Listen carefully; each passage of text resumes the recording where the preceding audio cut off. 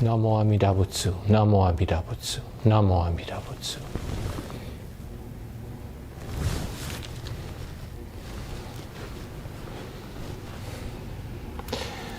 Welcome once again to Kahului Hongwanji Buddhist Temple's online YouTube Sunday service. Today's service is for April 3rd, 2022, and today we are observing Hanamatsuri, which means flower festival, and it is the observance at which we are celebrating the birthday of the historical Buddha, of the person we call Shakyamuni Buddha. So I'll have a few words to say about that in a little while. And at this time, we will begin our service. We've already had the calling of the bell, calling to us to turn ourselves to our minds to reflection and to listen to the Dharma. Following these words, we will have the Vandana and Tisarana, the praising the Buddha's enlightenment, and then taking refuge in the Buddha, Dharma, and Sangha.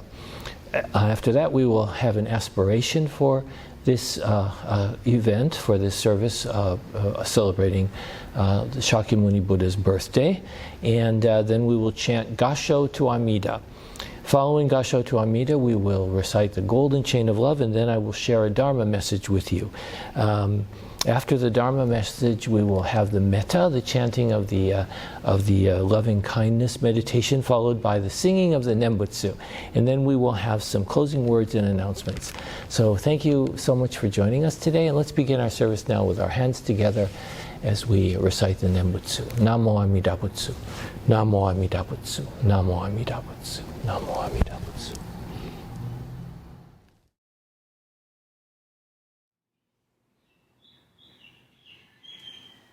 Namo Amida Butsu, Namo Amida Butsu, Namo Amida Butsu, Namo Amida Butsu.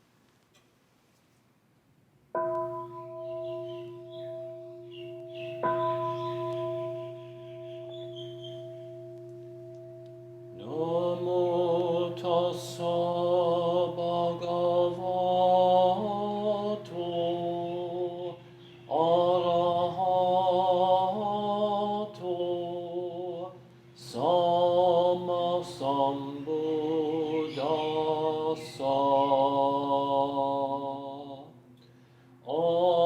Homage to him, the exalted one, the enlightened one, the supremely awakened one. Bhutang saranang gacchami, Dhammang saranang gacchami, Sanghang saranang gacchami. I go to the Buddha for guidance. I go to the Dharma for guidance.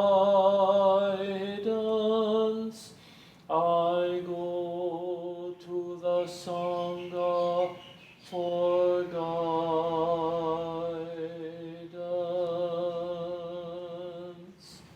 Namo Amida Butsu. Namo Amida Butsu.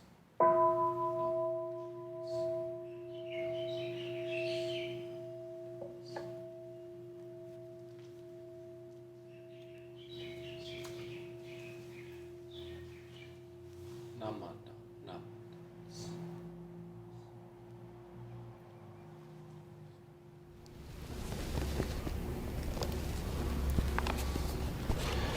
The aspiration for Hanamatsuri. Today, the Kahului Hongwanji Sangha has gathered to celebrate the birth of the Buddha. 2,600 years ago, a Buddha known as Shakyamuni was born. He was a human being just as we are, but in him, understanding and love were developed to a very high degree, and he became a fully awakened being. He was a beautiful and precious flower in the garden of humanity, an Udambara flower that blooms only once every 3,000 years. May the Buddha's birth and life inspire us to seek enlightenment and become awakened through the working of Amida's great compassion. In deep awareness of the great benevolence that the Buddha's teaching has brought to us and the many blessings we constantly receive from others, let us repeat the name which is true reality itself, measureless light, measureless life. Namo Amida Butsu. Namo Amida Butsu. Namo Amida Butsu. Namo Amida Butsu.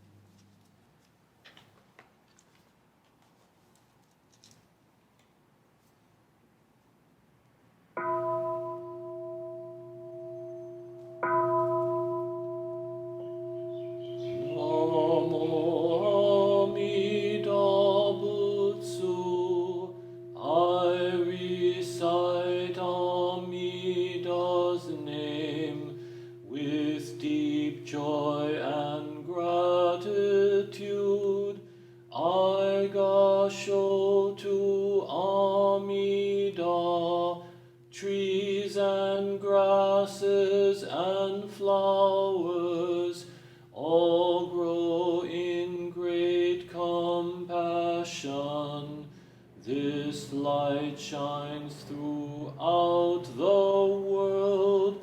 I gasho to Amida. Flowers bloom and flowers fall. From the seed sprout new flowers. This is the truth unchanging. I gasho to Amida. Springtime brings the happy birds. Their songs all praise Amida. I join them in Nembutsu. I gasho to Amida. When I call Amida's name, it's Amida calling me. Buddha's voice, my voice are one. I gasho to Amida. When I'm lonely, I recite Namo Amida Butsu. Then I feel great compassion. I gasho to Amida. Nembutsu in work and play. Every day with Amida. Every moment filled with light. I gasho to Amida. Remember the golden chain. Kindness to all living things. I will follow this teaching. I gasho to Amida. In the clear bright morning sun, in the fading light of day, in the darkness of the night, I gasho to Amida. Namo Amida Butsu.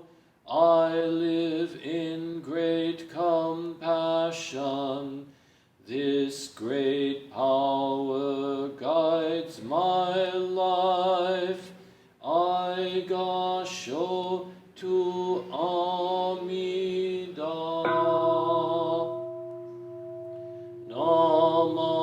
Namandabu, Namandabu,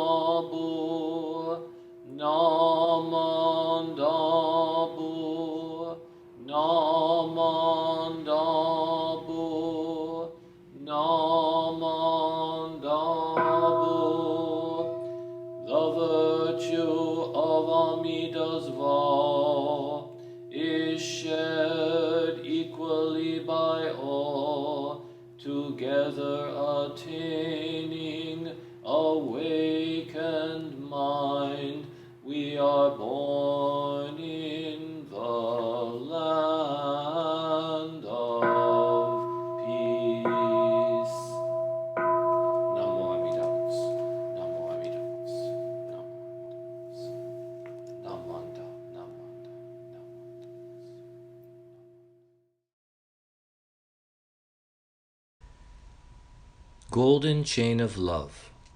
I am a link in Amida Buddha's golden chain of love that stretches around the world. I must keep my link bright and strong. I will try to be kind and gentle to every living thing and protect all who are weaker than myself. I will try to think pure and beautiful thoughts, to say pure and beautiful words, and to do pure and beautiful deeds, knowing that on what I do now depends not only my happiness or unhappiness, but also that of others. May every link in Amida Buddha's golden chain of love become bright and strong, and may we all attain perfect peace. Namo Amida Butsu, Namo Amida Butsu, Namo Amida Butsu.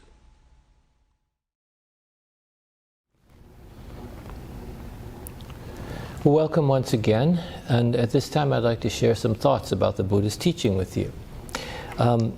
So first, before we begin, let us put our hands together and recite the Nembutsu. Namo Amida Butsu, Namo Amida Butsu, Namo Amida Butsu. So today, usually in the month of April, we observe Hanamatsuri, or Buddha Day, the birthday of Shakyamuni Buddha.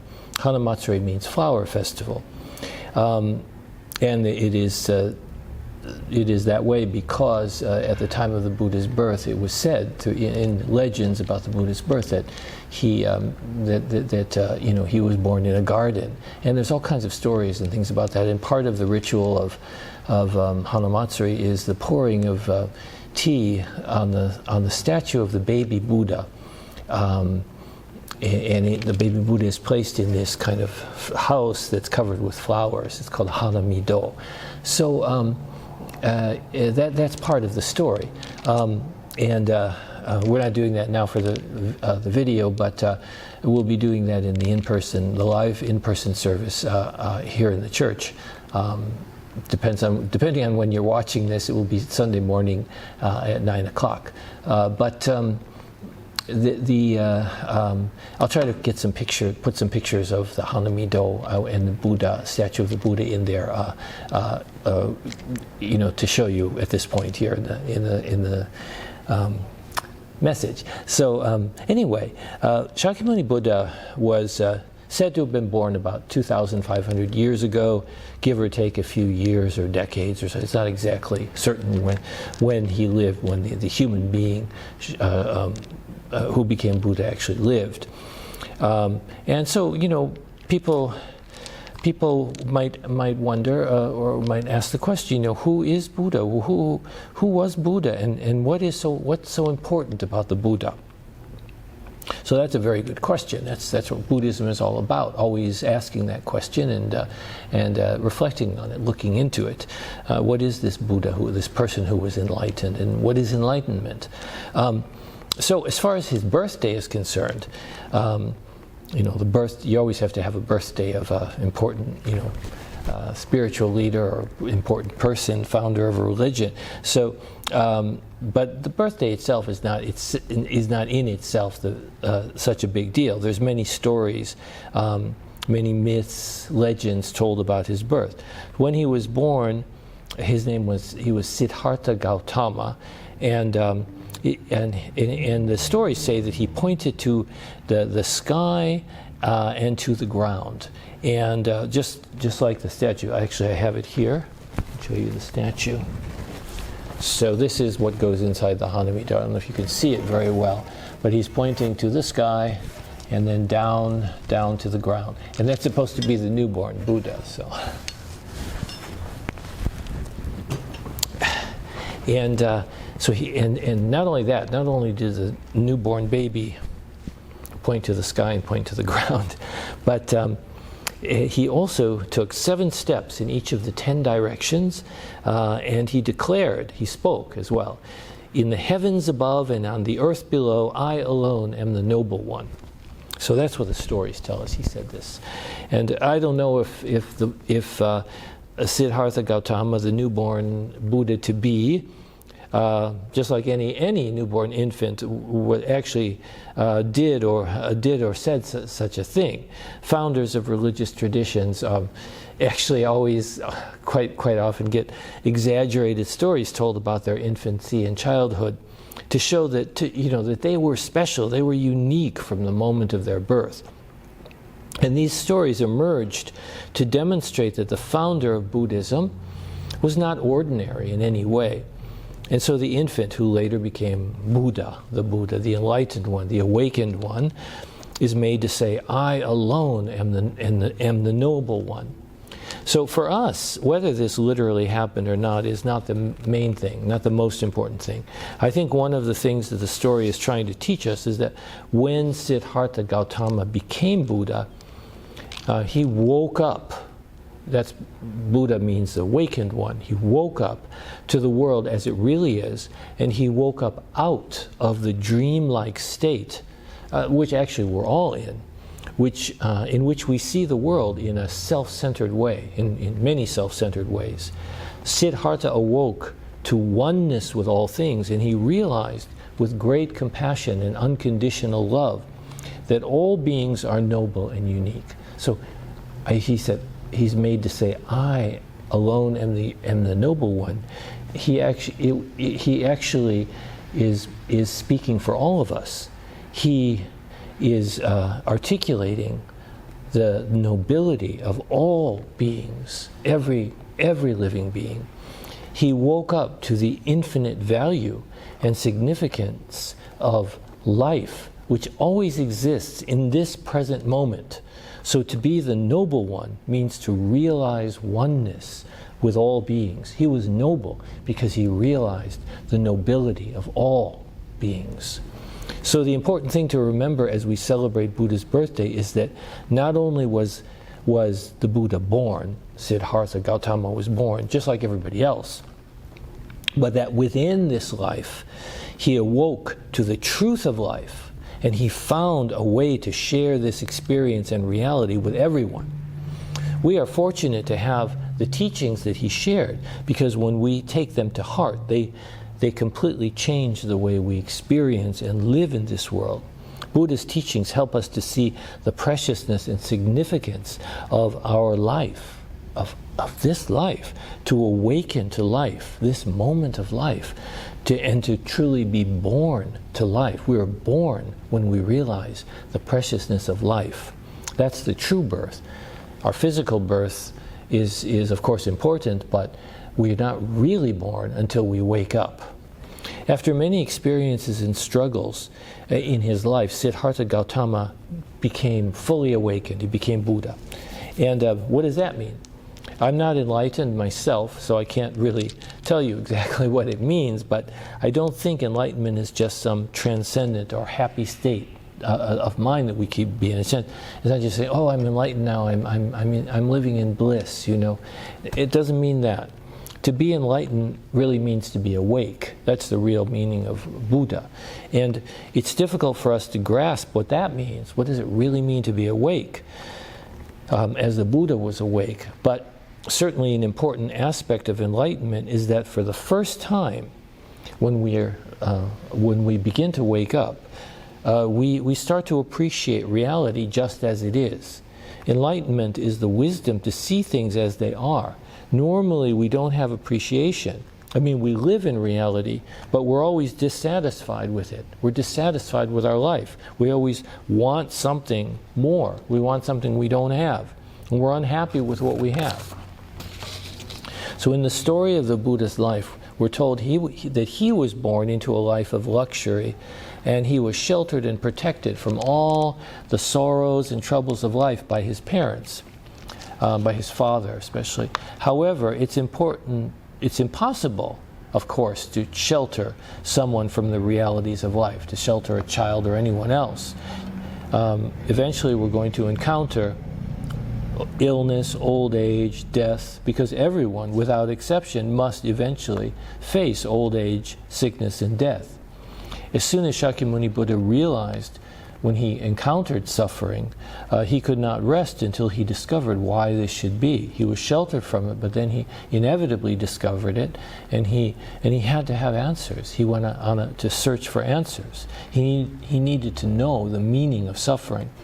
So he actually left behind his sheltered, comfortable world to discover truth. Actually, it doesn't matter if we start out rich or poor, or in between, because everyone, no matter what their background, no matter what their circumstance in life, is in some ways sheltered from reality. Where all of us are taught from birth to try to hide from reality behind some comfortable and convenient assumptions about life. You know, your circumstances will often dictate what those assumptions are, but we try to hide behind thoughts, or find shelter in thoughts that keep us from really facing the true facts of life. So Buddhism is telling us that life is not what we think it is. It's not what it seems. So you might say that without enlightenment, without this Buddha wisdom, we're not really living. We're not really living our lives. We're hiding in our goals and plans and dreams, all of our comfortable assumptions that we have about life. So we're not really here. We're not really here. We're acting out our life according to a set of rules. Like we're following a script, you might say. We're playing roles instead of actually living life. Roles that were written by someone else for us to follow. If we're honest, we can see that this is true for most of us, most of the time. We're all playing these roles in our lives. In fact, right at this moment, we're all playing some kind of role. We're churchgoers right now. We're religious seekers. We're also, we may be fathers, mothers, sons, daughters, adults, children, teachers, students. We could be any of these things, and of course, we may really be those things, among those things: fathers, mothers, sons, daughters, etc. Of course, we are. Most of us do our best to fulfill our roles in life. But the truth is, we don't spend our time and energy, we often spend our time and energy trying to act out those roles according to what other people say they should be, how they should be acted out, how we should live. We try to fulfill what other people want us to be, or what we think other people want us to be, or living up to the ideal image of ourselves that the society as a whole puts forward. We see in the media and so on, and especially nowadays, where there's so much of this media that just totally dominates people's lives. Often, as well, we feel bad, guilty, depressed, upset because we're not able to be those things that we think other people expect us to be. We worry about the perceptions others have of us, and that's especially true of young people, and that creates a lot of suffering. We say, I weigh too much, I'm not beautiful enough, my hair is the wrong color, I'm not cool enough, my nose is the wrong size, whatever it is, my wrong. I don't have the right kind of clothes, whatever it is. I'm not smart enough, I'm not successful enough. On and on. We're always trying to be somebody we think we should be, so we never have a chance to become ourselves. I think we all suffer from this in today's world, whatever our religion happens to be. If we live our entire life this way, without awakening, without questioning, we're likely to waste our entire lives. At some point, we all need to ask ourselves the very, very important question: am I really living my life? Am I truly sincere about what I say and do, about who I am? Because being ourselves, sincerely ourselves, is the most important thing in Buddhism. Being sincere means to be present in what you are doing, thinking, and feeling right here and now. It means to be aware of yourself and of others. Unfortunately, it's very hard to know if we are being sincere or not. Whether we are really being ourselves and living our own lives, or just walking through life with our eyes closed, hoping that the future will somehow bring happiness and fulfillment. In fact, we tend to create habits and patterns of behavior to carry us through all the moments of life, so that we don't even have to pay attention. That's true. We substitute anger and judgment of others for self-reflection and honesty. Being present, being yourself, is really the hardest thing to do, and it's often very painful. It is easier to pretend you don't know everything, it's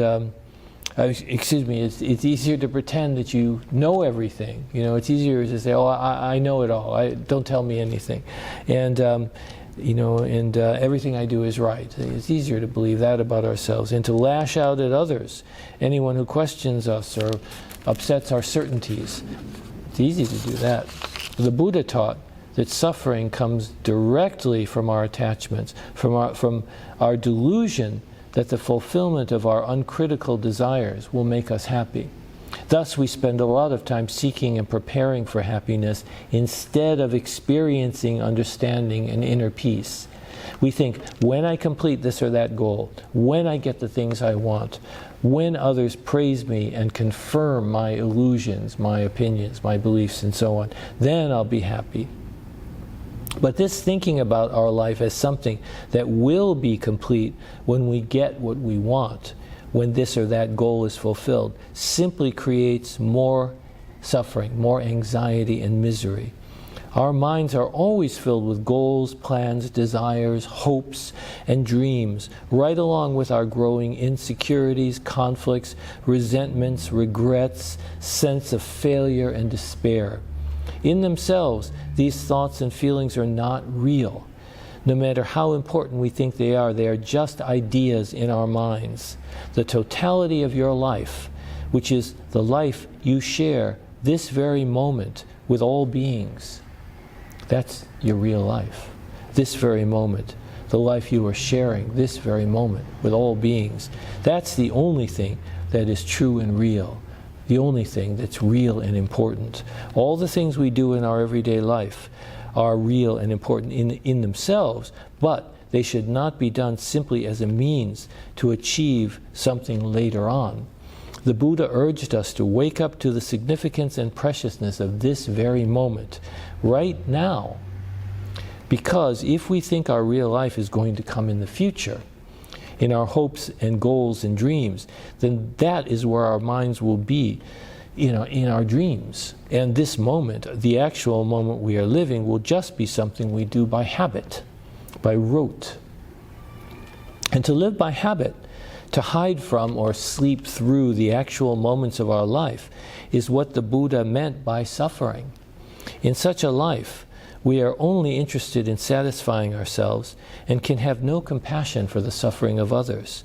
In such a life, we hide from the truth and look only for confirmation of our own illusions. The birth of Shakyamuni Buddha reminds us to awaken from that life of illusion, return to what is true and real, and open ourselves to seek for the true happiness of all beings. That can only happen when we hear the Buddha's voice awakening us, calling to us to wake up here and now. So, today, as we celebrate the birth of the Buddha, who first discovered the great truth of freedom from suffering, let's take the Buddha's teaching that calls us to wake up deeply to heart. Although he was born many centuries ago, his teaching is for you and me today, right here and now. So thank you very much for listening, and let us end our reflections by reciting the Nembutsu. Namo Amida Butsu. Namo Amida Butsu. Namo Amida Butsu.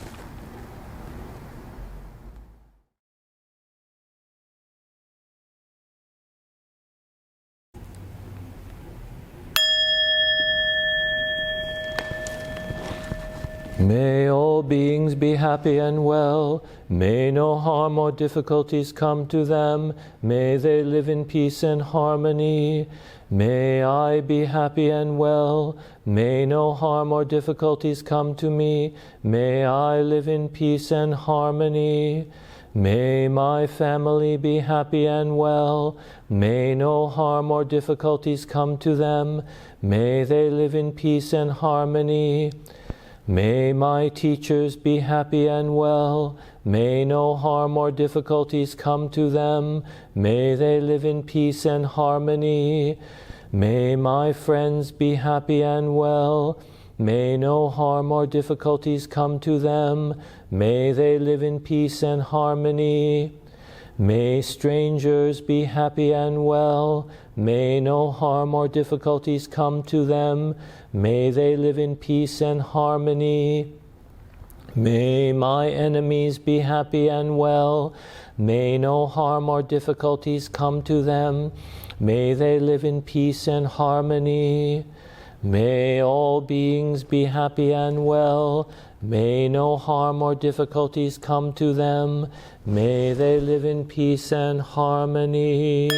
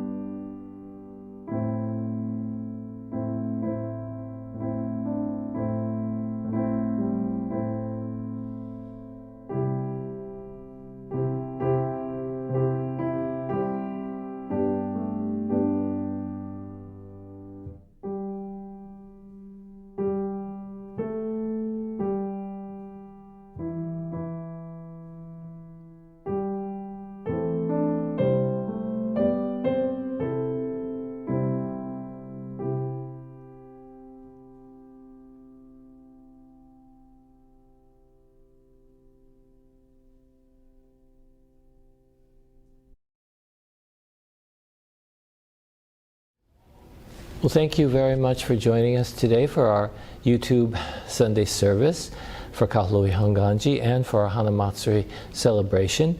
Hope you enjoyed this service and that it had some meaning for you, some important meaning for you today. We will please join us now again at our upcoming services. I'd like to let you know when those will be. Next week, April 10th, we will be having the Central Maui Hanamatsuri celebration. So there will be no YouTube service and no in-person service in the temple. It will be a Zoom event. And if you call the temple, if you're interested in attending, please call the temple and let us know. We can get the link to you. The following Sunday, April 17th, we will be having our Kahului Hongwanji Eshini and Kakushini Day service.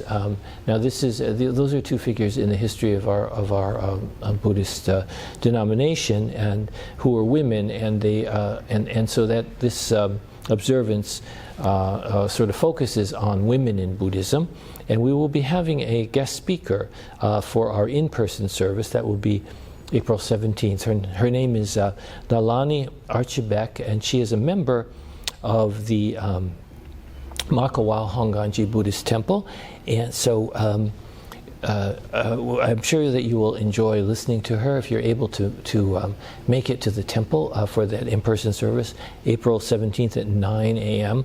We will also have a YouTube service, and that will just be me talk from me. So we won't be able to get to have her recorded for the YouTube service. Finally, April 24th, there will be no YouTube or in-person service once again, and this is because the Buddhist Women's Association is having its statewide convention And this will be taking place also on Zoom. And this is something by registration only. So if you're interested in that, I think it may be too late, but you could give the temple a call and find out. Okay, so thank you very much for joining us today. And let's put our hands together and recite the Nembutsu. Namo Amida Butsu. Namo Amida Butsu. Namo Amida Butsu.